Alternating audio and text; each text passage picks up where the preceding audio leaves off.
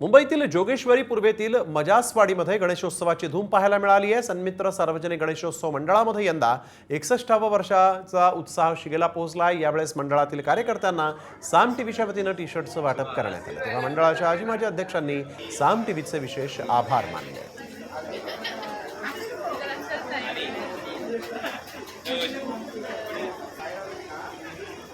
गणेशोत्सव घराघरामध्ये पोहोचवला मुंबई महाराष्ट्रात। तर मी सकाळ आणि साम टी व्हीचं खूप मनापासून आम्ही आभार मानतो आणि मंडळाच्या वतीने पण आम्ही आभार मानतो।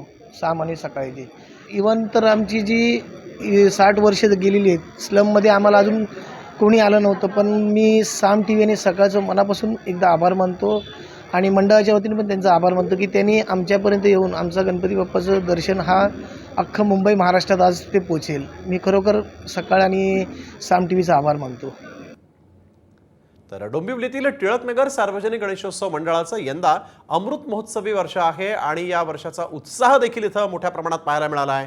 मंडळाच्या वतीनं मदुराई येथील 5000 वर्ष जुन्या मीनाक्षी अन्नम मंदिराचा देखावा साकारण्यात आला। या गणेशोत्सव मंडळाला यंदा साम टीव्हीच्या वतीनं टी-शर्ट देण्यात आलेला आहे। या टी-शर्ट बद्दल मंडळानं साम टीव्हीचे आभार मानले।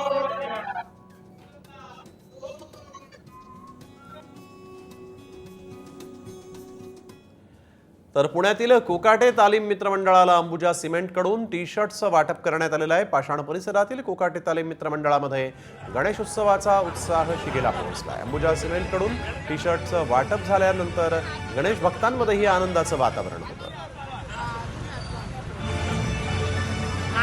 या गणेशोत्सवाच्या माध्यमातून सामाजिक बांधिलकी जोडण्याचं काम हे हा उत्सव करत असतो आणि त्याचप्रमाणे एसीसी सिमेंट सुद्धा या भारताची नवनिर्मिती करण्यात मोलाचं योगदान देत आहे। मी या निमित्ताने एसीसी सिमेंट परिवाराला शुभेच्छा देतो।